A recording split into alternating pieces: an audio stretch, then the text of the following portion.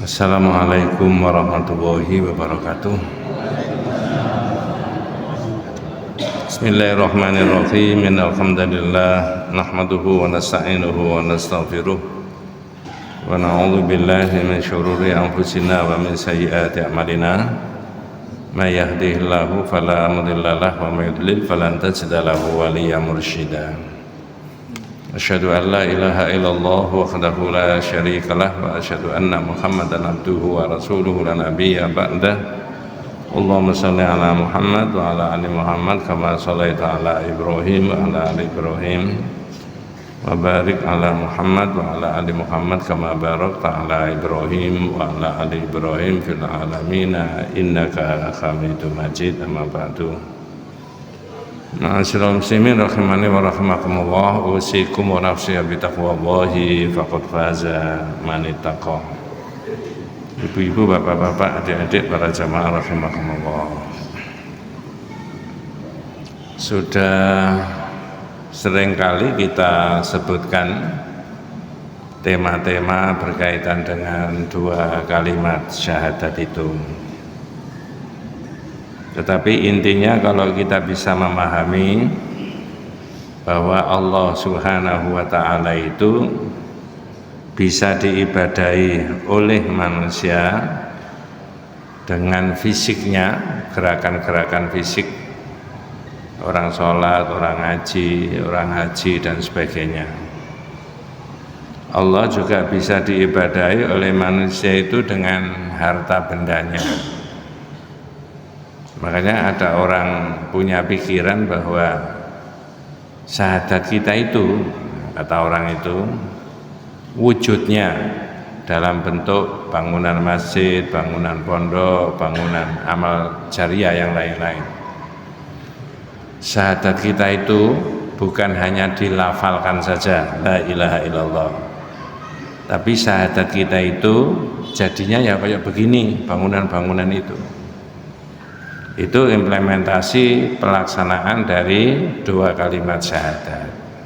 Kenapa? Karena Allah itu bisa diibadahi oleh manusia dengan harta bendanya. Entah pelajaran yang nomor berapa, itu kita pernah diberitahu ada 4 poin. Inna sholati, pasti bisa meneruskan. Terusnya, tidak usah diajari. Wa mahyaya wa mamati. Yang ketiga itu loh, hidup. Hidup itu, saya ulangi lagi pertanyaannya, hidup itu apakah A tidak punya apa-apa, apakah B apa-apa punya? Jawabannya B apa-apa punya. Pikiran punya, tenaga punya, sehat punya, kesempatan punya, duit punya, relatif ya kadarnya berbeda-beda.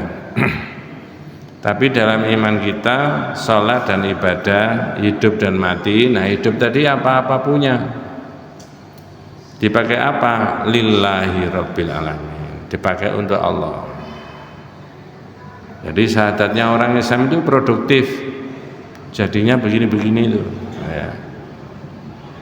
Ditambahi lagi la syarika, tidak boleh apa yang dimiliki tadi, apa-apa yang dipunyai tadi dipakai untuk syirik kepada Allah. Itu kalau diteruskan penjelasannya, dua yang pertama salat dan ibadah itu namanya itsbatu tauhidil uluhiyah, menguatkan hakikatnya Allah yang diibadahi. Karena sholat dan ibadah hanya dimiliki orang Islam, orang kafir nggak punya. Tapi hidup dan mati sama-sama punya. Namanya istilahnya itsbatu tauhidir rububiyah, menguatkan rububiyahnya Allah SWT. Saya ulangi lagi, Allah itu bisa diibadahi dengan fisiknya manusia.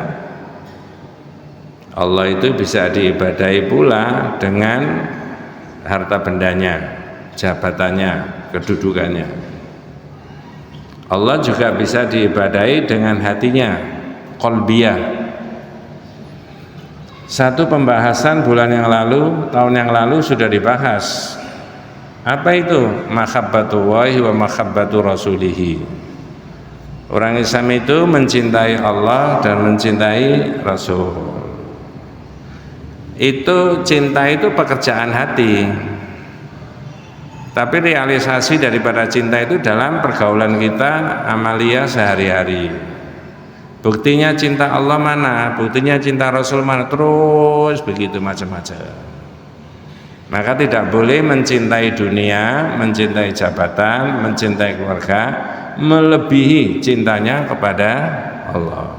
Sama saja tidak, apalagi melebihi. Nah sekarang ini agak beda yang dibahas masalah khauf, takut. Ya, ternyata takut itu penjelasannya sautullahi yasuqu bihi ibadahu ilal ilmi wal amal liyanalu bihimal qurba minallahi ta'ala. Khauf itu, takut itu oleh ahli ilmi diibaratkan sebagai cemeti, pecut. Orang itu dicambuk terus lari, takut. Lari kemana mas? Ilal ilmi wal amal. Larinya ke ilmu dan amal, bukan kemana-mana. Dipakai apa ilmunya dan amalnya? Liyana bihima al qurba ilallah. Kedua-duanya dipakai untuk mendekatkan diri kepada Allah. Jadi takut itu ibarat cemeti tadi, yang dipakai untuk menyambuk hambanya. Orang itu lari ke ilmu dan amal, dipakai untuk bisa mendekatkan diri kepada Allah. Apa bedanya orang takut kepada Allah dengan takut kepada selain dari Allah? Jawabannya gampang. Kalau takut kepada Allah, larinya kemana? Mendekatkan diri kepada Allah dengan cara ibadah. Jadi nuwun sewu, kalau ada orang tidak biasa ke masjid, tidak biasa ikut pengajian, moro-moro pengajian, itu menunjukkan ada rasa takutnya sama Allah. Ojo disemoni, dungaren, jangan. Segitu Pak, supaya rame masjidnya. Nah itu. Tapi kalau orang takut kepada selain dari Allah, lari menjauh. Man khafa syai'an haraba minhu wa man khafa Allaha haraba ilaihi. Siapa yang takut sesuatu, maka orang itu lari dari sesuatu yang ditakuti tadi. Betul Pak? Nah, orang takut diculik, siapa yang nyulik? Lari mendekat apa malah menjauh? Menjauh. Wong takut diculik kok. Ya, tapi kalau takut sama Allah, mendekat. Dengan cara apa? Ibadah. Kemudian kitab tauhid itu menulis, khauf itu huwallazi yakufu al-hawaij anil ma'asi, jawarih anil ma'asi wa yuqayyiduha bit-ta'ati. Namanya takut itu Mas, itu orang itu menahan anggota badannya anil ma'asi, tidak bermaksiat. Itu buktinya orang takut sama Allah itu tidak berbuat maksiat. Wa yuqayyiduha bitta'ati, lalu mengikatkan diri bahwa dia mentaati kepada Allah Subhanahu wa taala. Al khaufu minallahi ta'ala taratan yakunu bi ma'rifatillahi ta'ala wa ma'rifati sifatihi. Ya, orang yang takut kepada Allah itu bisa juga karena orang itu mengerti tentang Allah.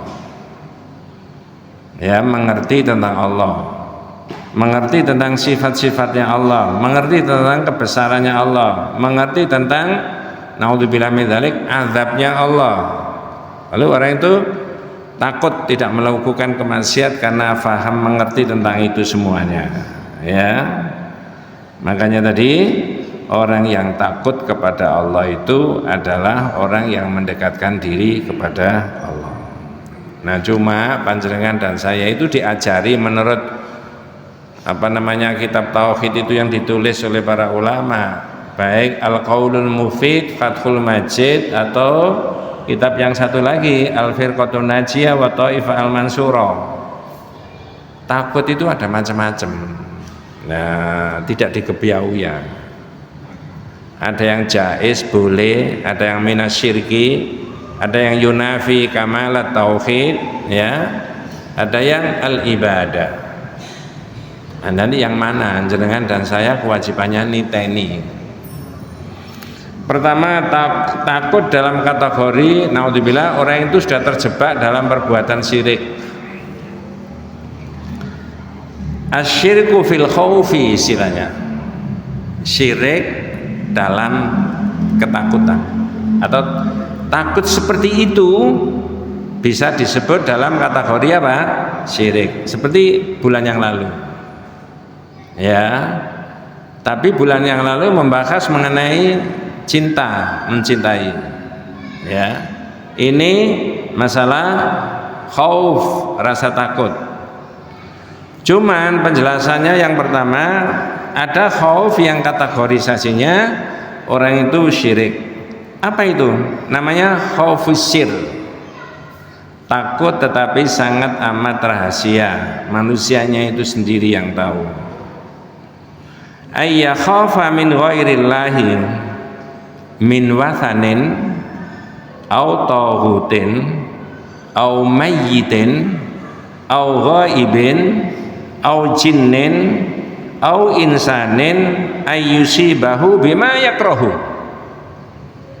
Ini takut yang apa itu maksudnya? Takut yang kadarnya sangat rahasia.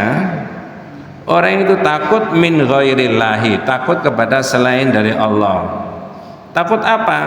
Wathanin, berhala, tauhutin, tauhud, au mayyitin, orang yang sudah apa?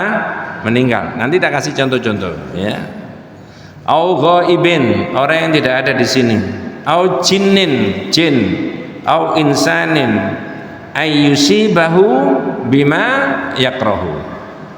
Takut itu tadi, khawatir yang ditakuti tadi nanti bisa menimbulkan bahaya kepada orang itu. Takut.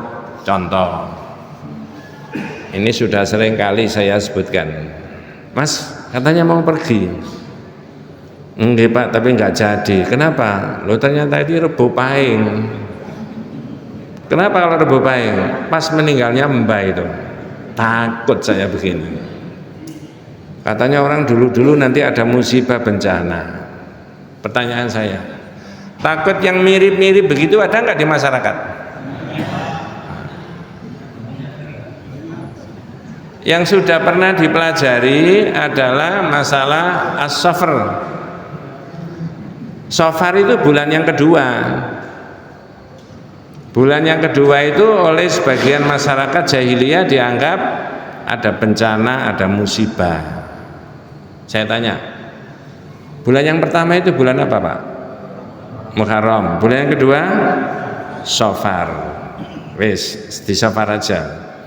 Apakah di bulan Safar itu ada Rebo pertama?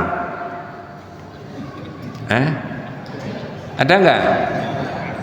Ada Rebo kedua? Ada Rebo ketiga? Ada Rebo keempat? Ada. Rebo keempat disebut Rebo apa? Loh sampean orang ahli tauhid ditanya kok ngomong Rebo Wekasan. Ada enggak pikiran Rebo Wekasan dalam Islam kita? Enggak ada. Jenengan kalau membaca Masailul Jahiliyah ada 100 judul kitab yang membahas mengenai tradisi jahiliyah yang ditentang oleh Nabi. Itu disebutkan di situ bahwa bulan Safar itu adalah bulan yang penuh bencana dan musibah. Lah itu pikiran jahiliyah kalau diadopsi ke sini. Itu loh. Nah, maka oleh Nabi tidak boleh la adwa wala tiyarata wala hamata wala safar. Tidak ada bulan Safar ada bencana musibah yang tidak baik gitu. Takut-takut yang begini, baik tempat, waktu, manusia dan sebagainya, itu kategorisasinya termasuk minasyirki. Saya pernah ngaji di satu masjid, kemudian ini sudah pernah tak ceritakan, tapi nggak apa-apa karena relevan dengan judulnya. Ustaz, saya ini mau mantu. Oh, alhamdulillah, barakallahu laka wa baraka alaika. Siap, putra anak saya. Cuma tanyanya gini, itu kan memberitahu. Sekarang bertanya, pamitan sama mbahnya boleh nggak? Hah? Saya jawab boleh, boleh Pak. Di mana rumahnya mbahnya? Ternyata mbahnya sudah apa? Meninggal. Anaknya yang mau jadi manten itu diajak ke kuburan. Nah, jangan salah paham. Ziarah kubur boleh Pak? Boleh. Saya tidak mengerti apa argumentasinya di YouTube itu. Apa namanya, ada yang berceramah katanya ngaji model begitu-begitu pakai kitab ini nggak usah sebutkan kitabnya, itu anti ziarah kubur. Loh, jangan begitu Mas. Siapa yang anti ziarah kubur? Ya, malah disunahkan kan. Hanya yang perlu dijelaskan, apakah ziarah kubur itu A, naf'ul amwat, B, al-intifa'u bil amwat. Apa bedanya?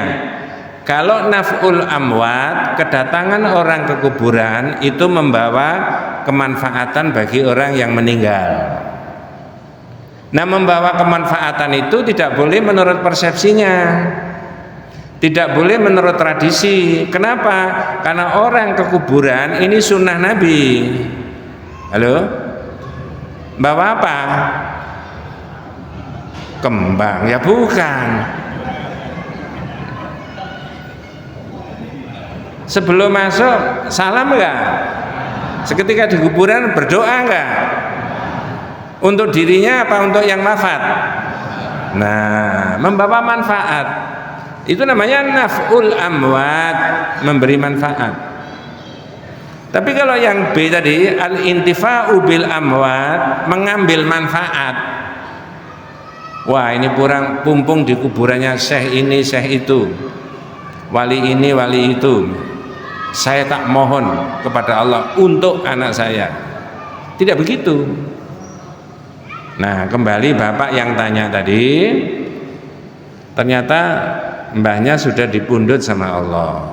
Maksudnya anaknya diajak ke kuburan mau dipamitkan sama siapa? Mbah. Kuatir nanti kalau tidak dipamiti, rumah tangganya naudzubillah min dzalik usrek terus. Khauf, takut. Oleh penulis kitab tauhid ini, takut yang demikian itu kategorisasinya adalah minasyirki. Takut yang bagian daripada apa? Kesyirikan. Minal ghaibin, ya. Apa? Minal jin, takut sama jin. Ada kemungkinan nggak Bu, kalau jenengan lewat di mana-mana terus di tempat itu ada jin yang apa namanya, yang ada di situ? Ada nggak kemungkinan? Tapi bisa dilihat nggak? Nah, andai kata publik masyarakat mengatakan di pojok sana atau di belokan sana itu tempatnya jin misalkan begitu, lalu kita ada rasa takut, apa yang kita lakukan? Ada enggak orang punya begini seperti orang jahiliyah? Wa kanatil arab fil jahiliyati idza nazalu fi wadin a'la aswatahum. Adalah tradisi orang jahiliyah ketika lewat di jurang-jurang yang tidak biasa dilewati itu suaranya dikeraskan. A'udzu bisayyidi hadzal wadi min syufaha'i qaumihi. Aku tolong dilindungi, jangan mengganggu saya cuma lewat saja, rumahmu enggak di sini. Yang mirip-mirip begitu ada? Ini mohon maaf, itu berarti khauf, ketakutan yang model begitu masuk dalam kategori minas syirki. Ini tidak boleh begitu-gitu. Terus gimana Pak Ustaz kalau ada jinnya yang sesungguhnya? Isti'adzah kepada Allah. Man nazala manzilan faqala a'udzu bikalimatillahi tammati min syarri ma khalaqa lam yadhurru syai'un min manzilihi dzalik. Siapa yang lewat satu tempat atau berdomisili di satu tempat yang tidak biasa orang menempati di situ, lalu orang berdoa seperti itu tadi, sudah saya terangkan sekian tahun yang lalu, a'udzu bikalimatillahi tammati min syarri ma khalaqa, dia berlindung kepada Allah dari semua godaan makhluk-makhluk, ya. Kata Nabi, lam yadurru syai'un hatta yarhala min manzilihi dzalik. Orang itu tidak akan ada gangguan sampai orang itu pindah dari tempat itu. Nah, di situ. Jadi khauf yang demikian itu adalah dianggap sebagai wahadza i'tiqadul musyrikin alladzi khadara minhum Al-Qur'an. Takut yang demikian itu adalah termasuk keyakinan orang-orang musyrik jahiliyah yang sudah diingatkan oleh Allah lewat Al-Quran, tidak boleh. Apa ayatnya? Alaihissallahu bikafin abdahu wa yukhawwifunaka billadzina min dunihi wa may yudlilillah falan tajida fama lahu minha. Surat yang 39 ayat 36. Surat berapa tadi Mas? 39. Surat apa itu? Az-Zumar. Bukankah Allah telah mencukupi hambanya? Alaihissallahu bikafin abdahu. Bukankah Allah itu telah mencukupi hambanya? Tapi ya, wa yukhawwifunaka min billadzina min dunihi. Mereka menakut-nakuti kamu dengan sesembahan selain dari Allah. Bisa benda, bisa barang, bisa tempat, bisa jin, bisa orang meninggal, bisa macam-macam. Ditakut-takuti dengan begitu. Padahal Allah itu mencukupi hambanya tadi. Wa may yudlilillahu fama lahu min had. Barang siapa yang dibiarkan sesat oleh Allah, maka tidak seorang pun yang bisa memberikan apa? Hidayah. Ini adalah nomor satu khauf yang oleh penulis kitab tauhid tadi dikategorikan sebagai khaufus syirik, yaitu takut yang kategorisasinya adalah syirik. Dua, min anwa'il khauf, termasuk macam daripada takut apa itu? Ayyatrukal insanu ma yajibu alaihi khaufan min ba'din nasi fahadha haramun yunafi kamalat tauhid. Takut yang kedua itu orang tidak menjalankan kewajiban karena takut sesama manusia. Jadi misalkan ya, di kitab tauhid itu diberi contoh orang tidak amar ma'ruf nahi mungkar karena takut sama manusia. Orang misalkan, Mas enggak poso, sini nih nggak ada orang poso Pak, saya takut kalau poso sendiri nanti diintimidasi, takut. Daripada begitu ya gak poso aja bisa. Nah itu boleh Pak?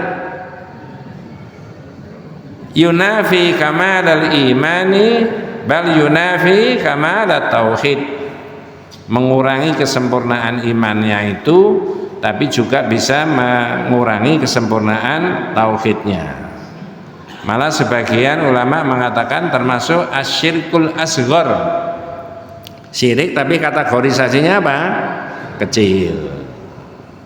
Ya, min anwa'il khauf ayyatrukal insanu ma yajibu alaihi khaufan min ba'din nasi fa hadza haram. Jadi takut orang itu tidak berbuat kebaikan, ya, meninggalkan apa yang menjadi kewajiban manusia karena takut pada ancaman manusia.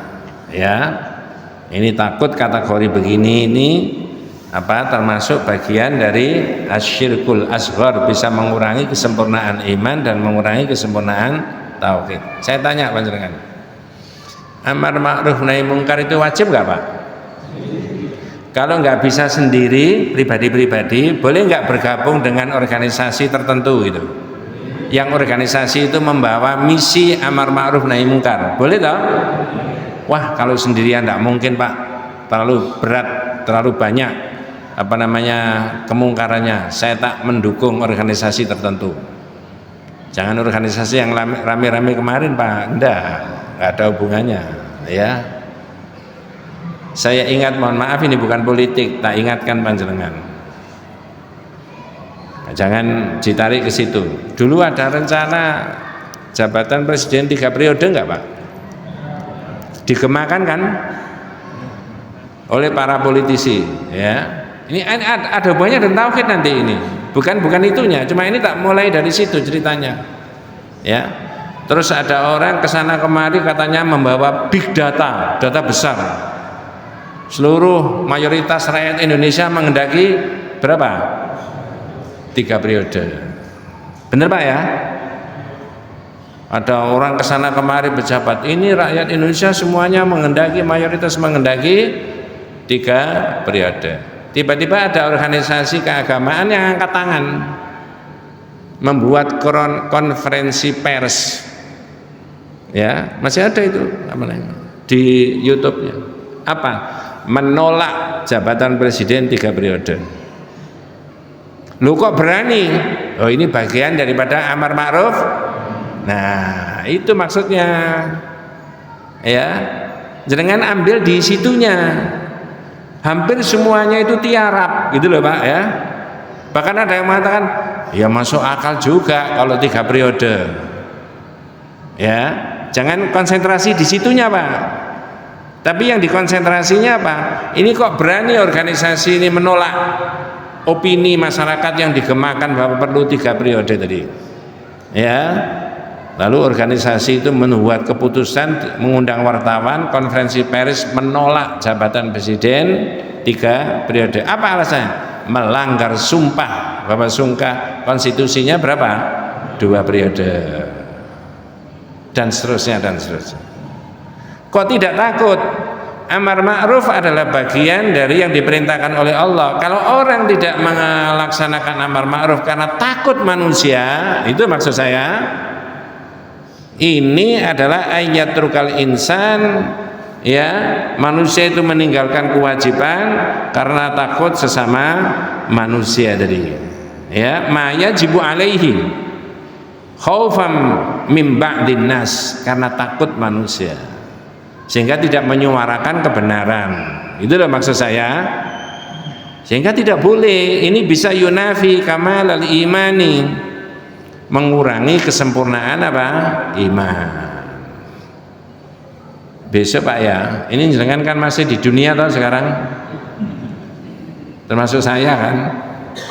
Besok pindah nggak dari sini ke alam sana ya, barzah, ke akhirat. Jangan tidak ini, saya omongkan sekarang hadisnya Nabi. Ya, hadis riwayat Ibnu Majah dari Abi Sa'id Al-Khudri. Annallaha ta'ala yaqulu yaumal qiyamati, annallaha ta'ala yaqulu lil 'abdi yaumal qiyamah. Besok itu ada orang yang disentak sama Allah. Allah dawuh kepada orang-orang tertentu. Ditanya, pertanyaannya begini, ma mana'aka idza ra'aital munkar alla tughayyir. Nah, ini ada hubungannya dengan yang saya sebutkan di awal tadi. Ada kelompok manusia dalam hadisnya Nabi, ditulis di kitab Fathul Majid, hadis ini ada orang yang ditanya sama Allah, ma mana'aka idza ra'aital munkar alla tughayyir. Pak, Bu, kenapa dulu di dunia sampean itu ada kemungkaran kok sampean tidak mau beramar ma'ruf nahi mungkar? Kok didiamkan saja? Orang itu jawab, fayaqulu ya Rabbi khasyatan nas. Ya Rabb, ya Allah, saya ini sungkan takut manusia ya. Takut sesama manusia sehingga tidak menjalankan kewajiban, dan amar ma'ruf nahi mungkar itu bagian daripada kewajiban. Orang ini besok di akhirat ngomong begitu, lalu kata Allah, iya ya kunta haku antaksya. Pak, mestinya sampai takutnya kepada saya saja. Ngapain sampai takut sama orang itu? Sampai kewajiban sampai tidak sampai laksanakan, terbengkelai. Makanya tadi saya tanya jenengan, amar ma'ruf itu kewajiban. Kalau tidak bisa pribadi karena terlalu besar tantangannya, maka bergabunglah dengan roda organisasi atau yayasan yang menyuarakan apa? Nah, ini contohnya amar ma'ruf nahi mungkar, cakupannya banyak. Sehingga gema menyuarakan amar ma'ruf nahi mungkar ini menjadi kuat. Organisasi yang menolak 3 periode tadi waktu itu, ya, kalau didukung oleh rakyat seluruh Indonesia yang tergabung di organisasi itu, maka tentu saja pemangku kebijakan juga berpikir, oh ini sudah menolak, nah gitu. Coba semua diam. Halo? Bablas nggak? Bablas angine. Karena sangat gampang sekali, Pak. Kata seorang profesor doktor ahli tata negara. Gampangnya gimana? Orang nomor 1 disuruh umroh saja 3 hari. Nanti yang buat aturan itu langsung malam hari sidang dirubah 3 periode. Beres nggak? Beres. Bim salah bim bisa nggak? Bisa. Sampai enggak ngerti ya enggak apa-apa, gitu aja ya. Tapi itu iya terjadi. Ya. Jadi ada khauf, ada model rasa takut, orang tidak menjalankan kewajiban tapi takut sesama manusia tadi.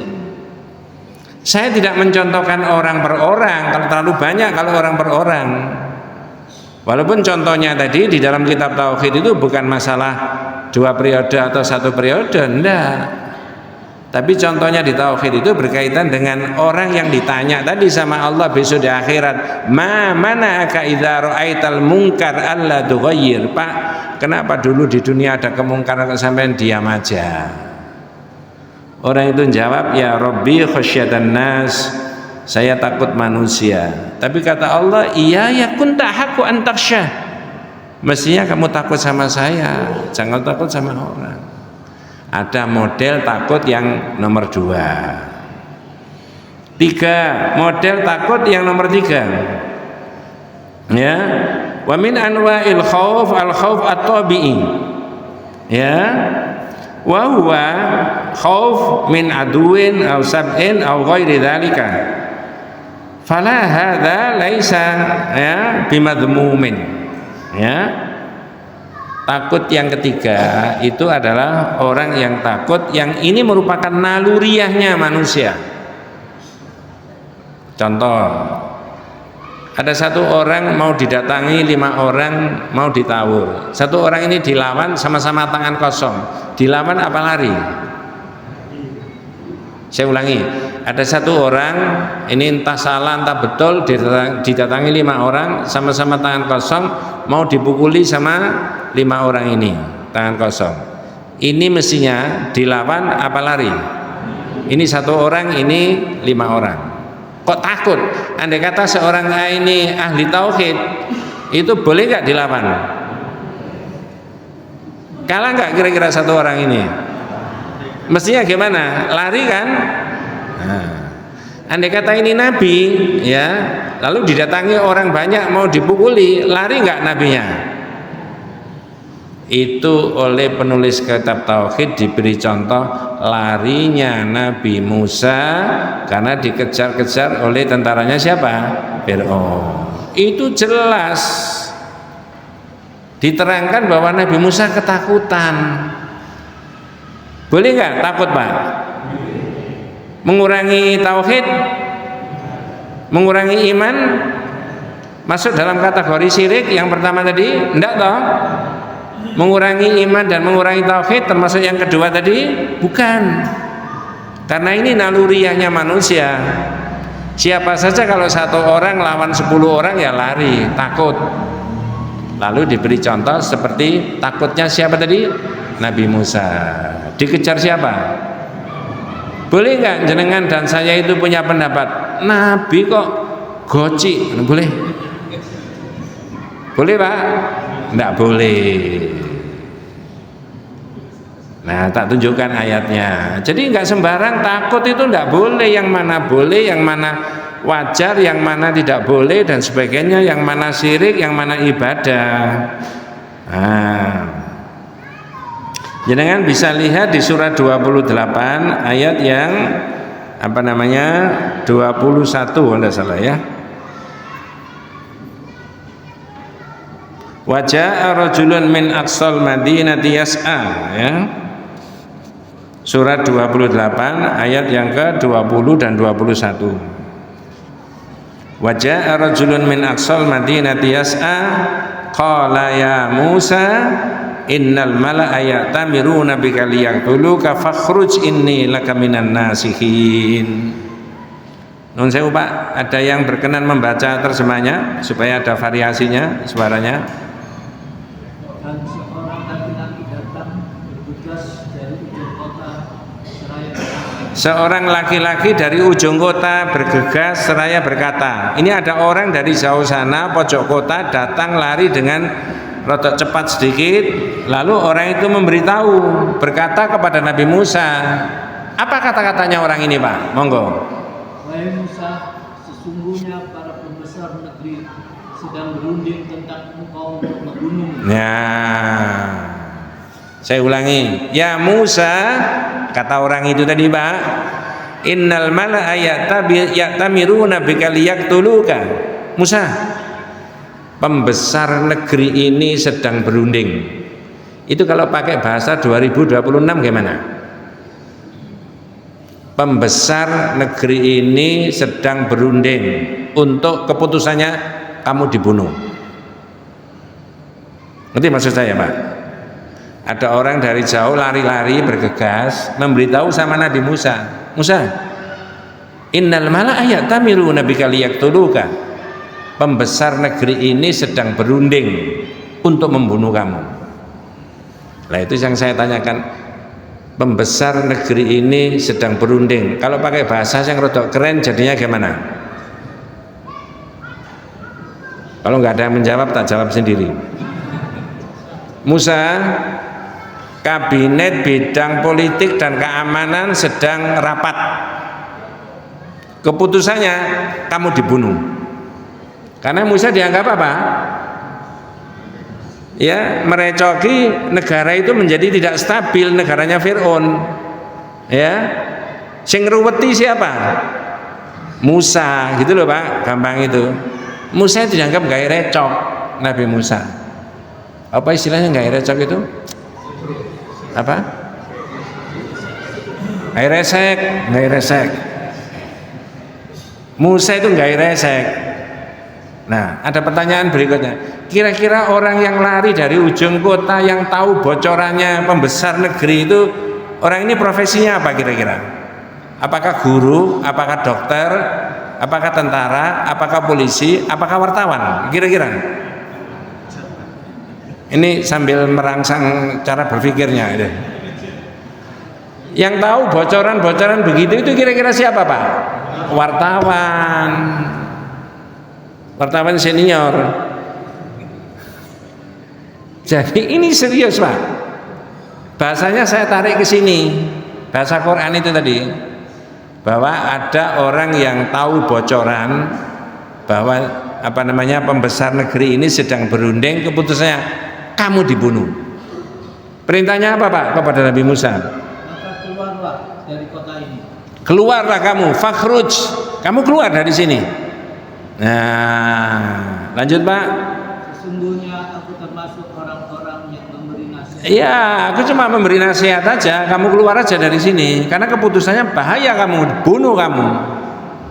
Nah, ini ada takutnya Pak. Lanjut Pak, yang 21. Maka keluarlah dia Musa dari kota itu dengan rasa takut. Itu maksud saya. Jenengan dan saya tidak boleh mengatakan Nabi kok apa tadi? Goci. Boleh nggak takut ini Pak? Takut. Nabi Musa lari dari kota itu dalam keadaan takut. Nah itu tidak apa-apa, boleh. Oleh penulis kitab Tauhid itu Al-Qaulul Mufid itu ditulis dan diarahkan panjang lebar maknanya. Takut yang demikian itu tidak mengurangi apa-apa. Satu orang walaupun itu nabi dikejar tentaranya Fir'aun, sak truk, lari nggak? Lari. Apa senjata Nabi Musa? Lanjut Pak. Waspada kalau ada yang menyusul atau menangkapnya. Terus? Dia berdoa, ya Tuhanku, selamatkanlah aku dari orang-orang yang. Dua Pak yang dilakukan Nabi Musa. Satu ya torokop, waspada. Jangan-jangan ini apa namanya tentaranya Fir'aun, jangan-jangan ini intelnya Fir'aun, terus begitu, takut, waspada, terus berdoa. Apa doanya tadi? Ya Tuhanku, selamatkanlah aku dari orang-orang yang jahat. Ya Rabbi najini minal qaumidz zalimin. Ya Allah, selamatkan aku dari orang-orang yang apa? Zalim. Nabi Musa diselamatkan nggak Pak? Caranya? Jangan tak kasih opsi. Caranya, apakah Nabi Musa diungsikan ke negara yang lain supaya nggak diculik? Dua, apakah Nabi Musa diberi mukjizat yang nggak bisa dideteksi oleh radarnya Fir'aun? Satu dan dua, tidak. Tiga, apa? Fir'aun yang ditenggelamkan. Selesai urusan kan? Loh bener nggak Pak itu? Fir'aunnya yang ditenggelamkan. Tapi Fir'aun itu ketika ditenggelamkan sebelum mati itu sempat tobat. Diterima nggak? Kira-kira begini, muncul tenggelam itu tobat. Apa? Amantu bi Rabbi Musa wa Harun. Wah, kalau begitu aku tak beriman sama Tuhannya Musa dan Tuhannya siapa? Harun. Tapi terlambat nggak? Oleh malaikat malah diapakan?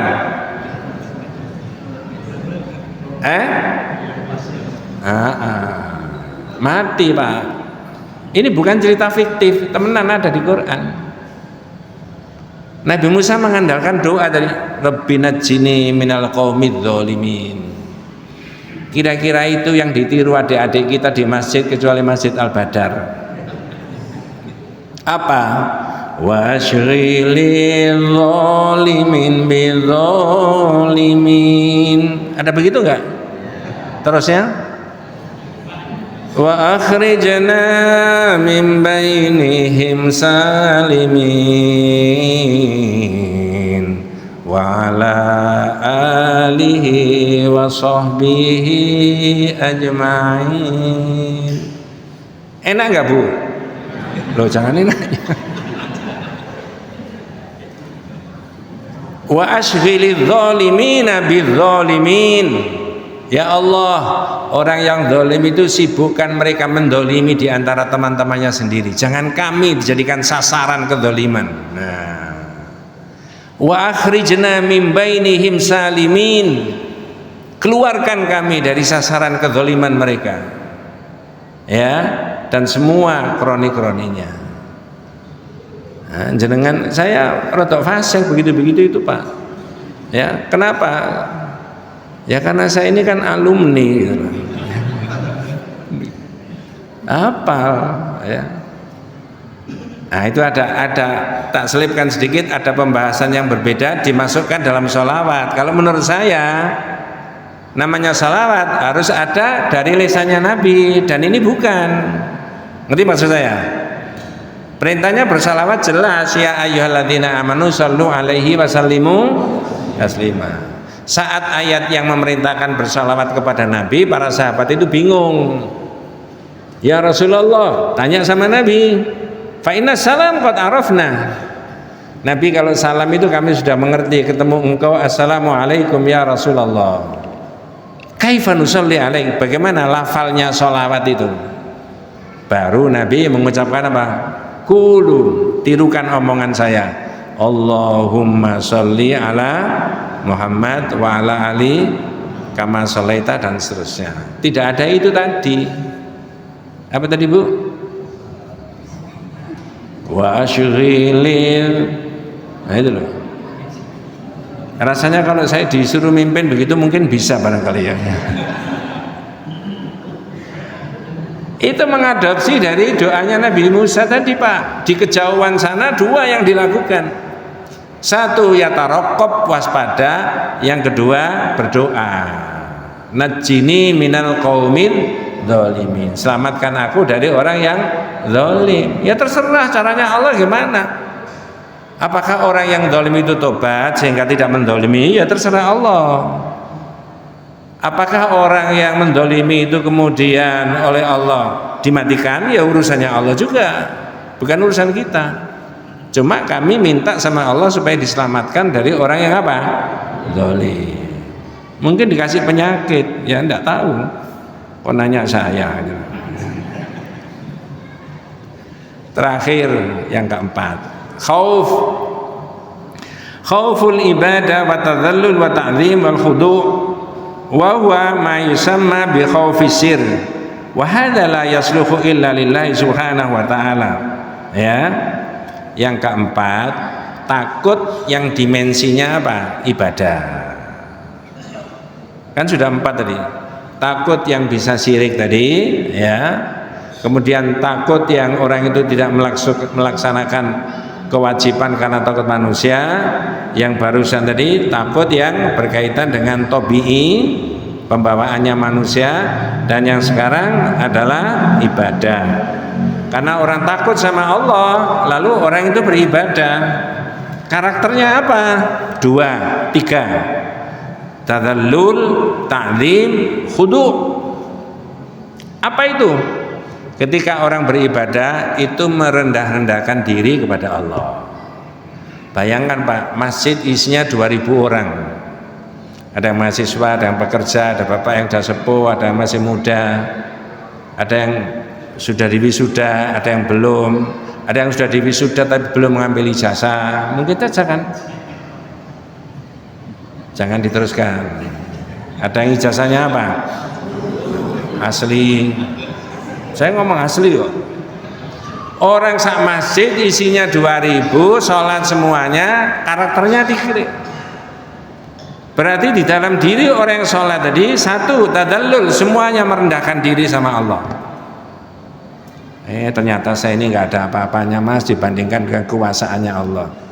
Sekaligus ta'zim, mengagungkan Allah dengan ibadah tadi. Ya, yang ketiga khudu', ketaatannya kepada Allah secara mutlak. Maka di sini disebutkan khauf al-ibadah wa tadhallul wa ta'zim wal khudu', itu disebut la yasluhu illa lillahi subhanahu wa ta'ala. Kalau dimensinya takut itu adalah ibadah, tidak boleh tidak, harus kepada Allah. Saya takut sama Allah. Fal ibadatu tartakizu ala syai'aini itsnaini al-mahabbah wal khauf. Ibadah itu Pak ditegakkan atas 2 prinsip, keimanan panjenengan dan kita. Apa? Mahabbah, mencintai Allah. Yang kedua khauf, takut sama Allah. Ya. Nah begitu.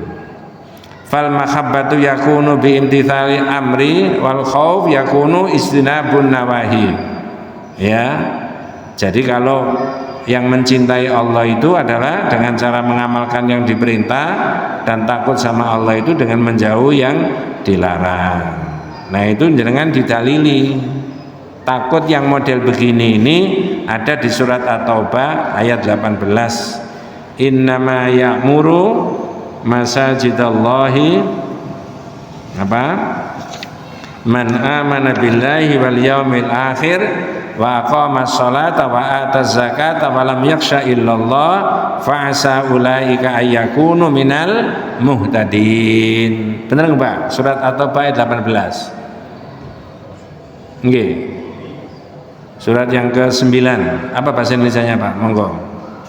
Sesungguhnya yang memakmurkan masjid Allah hanyalah orang-orang yang beriman kepada Allah dan hari kemudian. Jenengan catat, yang memakmurkan masjid Allah itu orang beriman kepada Allah dan hari akhir. 1, normal saya rasa. 2, selanjutnya Pak, tetap melaksanakan sholat. Wa aqamas sholata, lanjut. Wa ataz zakata, lanjut. Tidak takut kepada siapa-siapa kecuali siapa? Nah, ini takut yang dimensinya ibadah. Dan kita harus yang ini gitu loh. Takut kepada Allah itu tadi. Penjelasannya di dalam kitab ini, akhbarallahu ta'ala anna masajidallahi la ya'muruha illa ahlul imani billahi wal yawmil akhir. Ini pumpung kita di masjid Pak ya. Allah Subhanahu wa taala mengabarkan sesungguhnya ya, masjid-masjidnya Allah itu tidak akan dimakmurkan kecuali orang yang ahli iman dan ahli ibadah. Yang memakmurkan masjid itu orang yang ahli iman dan ahli ibadah. Walladzina amanu wa amilu bijawarihim. Amanu biqulubihim ya wa amilu bijawarihim. Iman kepada Allah dengan hatinya, mengamalkan amal soleh dengan anggota badannya dan seterusnya. Fala takunu al-masajid amiratun illa li ahlil iman. Jadi masjid itu tidak mungkin makmur kecuali dengan orang yang ahli apa? Iman ya. Ibnu Qayyim mengatakan al-khauf ubudiyatul qalbi fala yusluhu illa lillah. Takut yang begini, takut kepada Allah tadi, itu namanya khauf ibadah qalbiyah, hatinya yang dipakai ibadah. Fala yasluhu illa lillah. Tidak boleh tidak kecuali hanya kepada Allah. Kadzul wal inaba wal mahabba wa tawakkul wa raja wa ghairiha. Yang bisa diambil kalau sudah beribadah kepada Allah di masjid karena dia punya rasa takut kepada Allah, melahirkan orang ibadah. Di situ ada dua yang disebutkan tadi yang menarik, khauf dan roja. Ini beberapa menit lagi, 2 menit. Pertanyaan saya, khauf itu apa? Takut. Roja itu apa? Apa Pak? Harapan. Ibarat menara kembar, tingginya sama, modelnya sama, besarnya sama, dilihat dari jauh tidak ada perbedaannya antara khauf sama roja. Maksudnya ketika masih muda, produktif, sehat, duitnya banyak, punya kewenangan, bisa kemana-mana, rasa takutnya sama Allah harus menonjol. Khauf. Jangan bisa bayangkan masih muda, sehat, bisa kemana-mana, dapat fasilitas, sembarang denga punya, yang tidak punya satu apa? Tidak punya rasa takut. Kira-kira duitnya dipakai apa? Punya jabatan, tidak punya rasa takut sama Allah, jabatannya dipakai apa? Rusak nggak? Khauf. Tapi orang itu kan tidak muda terus. Ada enggak masa-masa nanti panjenengan itu jadi tua? Atau sekarang sudah tua? Kalau sekarang sudah tua, nanti tahun-tahun berikutnya tambah tidak berdaya. Ini harapannya, rojaknya hanya kepada Allah, sehingga nyambung antara khauf sama roja. Khauf ketika masih muda, takut kepada Allah sangat menonjol ketika masih muda, produktif, sehat, punya jabatan, duitnya banyak, bisa kemana-mana, dapat fasilitas. Takutnya sama Allah harus menonjol. Ibadah tadi Pak ya. Nanti kalau sudah tambah tahun, tambah tua, harapannya tidak ada lagi dan tidak bukan hanya kepada Allah. Jadi nyambung, tidak ada kesempatan berbuat maksiat. Nah, ini yang kita bahas pada malam hari ini. Nanti kita lanjutkan lain kali bahas mengenai at-tawakkul, tawakal. Mudah-mudahan tidak salah paham itu ya. Berkaitan dengan tawakal itu nanti ada pertanyaan. Silakan sampean cari dulu jawabannya sekarang. Kenapa orang kafir itu kok tidak bisa melihat Nabi di dalam gua ketika Nabi hijrah dari Mekah ke Yathrib, tidak langsung ke Yathrib tapi menyelinap di gua. Padahal di atas gua ini ada orang kafir. Kok tidak curiga bahwa di situ itu ada Nabi dan sahabatnya Abu Bakar? Jawabannya nanti bulan depan aja ya. Kita tutup dengan doa kafaratul majlis. Subhanakallahumma wa bihamdika asyhadu an la ilaha illa anta astaghfiruka wa atubu ilaik. Assalamualaikum warahmatullahi wabarakatuh.